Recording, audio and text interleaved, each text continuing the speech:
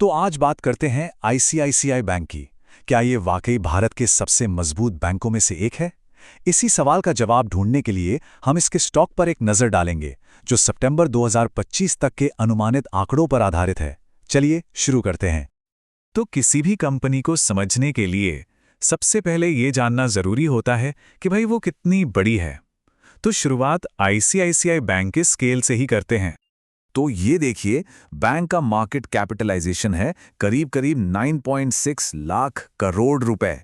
अब ये इतना बड़ा नंबर है कि सोचकर ही सिर चकरा जाए, है ना।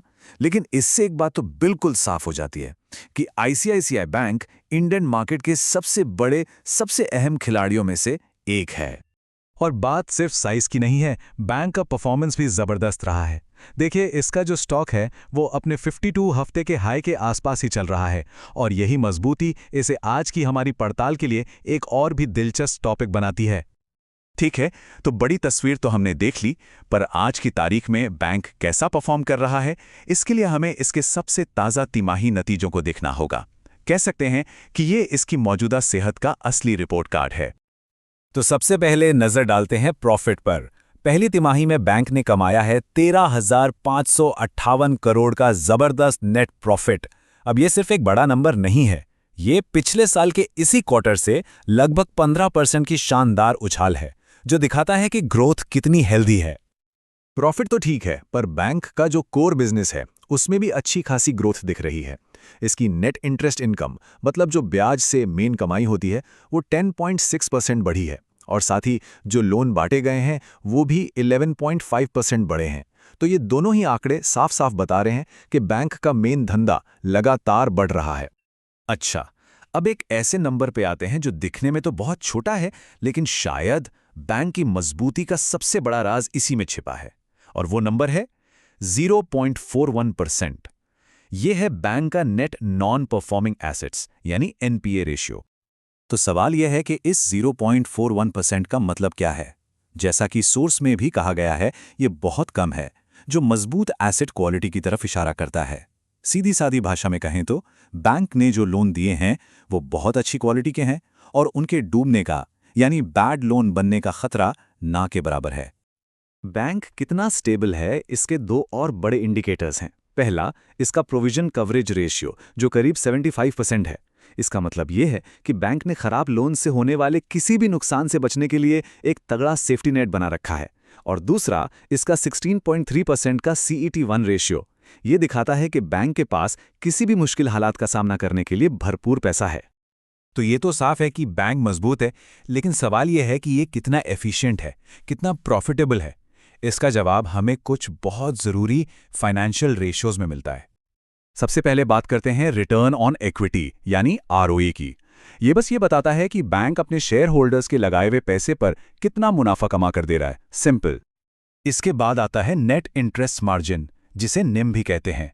ये बैंक के मेन काम यानी लोन देने और डिपॉजिट लेने के बीच का प्रॉफिट मार्जिन है। कह सकते हैं कि ये बैंक की कमाई की असली ताकत को दिखाता है।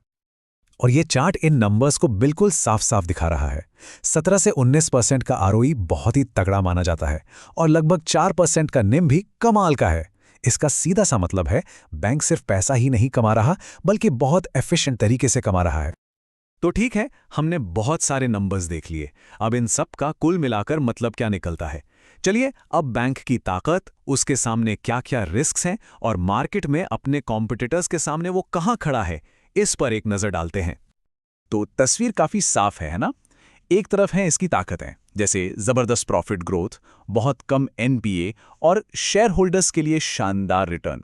वहीं दूसरी तरफ कुछ रिस्क भी हैं, जैसे मार्केट का मूड कैसा रहता है उस पर निर्भरता, और भविष्य में लोन खराब होने का खतरा तो देखिए हमेशा बना ही रहता है।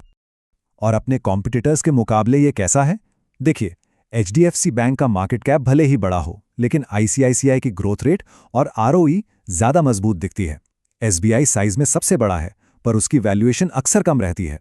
और एक्सिस और कोटक की बात करें तो उनके मुकाबले ICICI का परफॉर्मेंस ज़्यादा दमदार है। चलिए अब आते हैं एक आखिरी लेकिन बहुत ही ज़रूरी सवाल पर। आखिर इस बैंक में पैसा लगा कौन रहा है?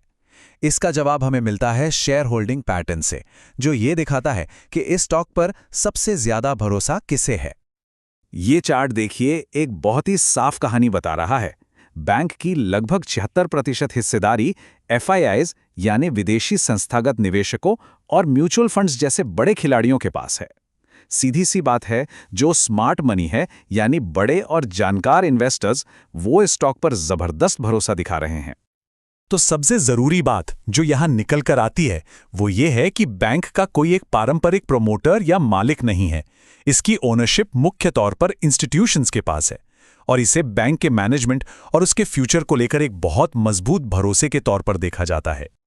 तो आखिर में एक सवाल जो सोचने पर मजबूर करता है, मजबूत ग्रोथ, बेहतरीन एसेट क्वालिटी और बड़े इन्वेस्टर्स का इतना गहरा विश्वास, इन सबको देखते हुए क्या आईसीआईसीआई बैंक आने वाले सालों में अपने कॉम्पिटिटर्स को पीछे छोड़कर आगे निकलने के लिए पूरी तरह तैयार है? ये एनालिसिस हमें इसी सवाल के साथ छोड़ जाता है।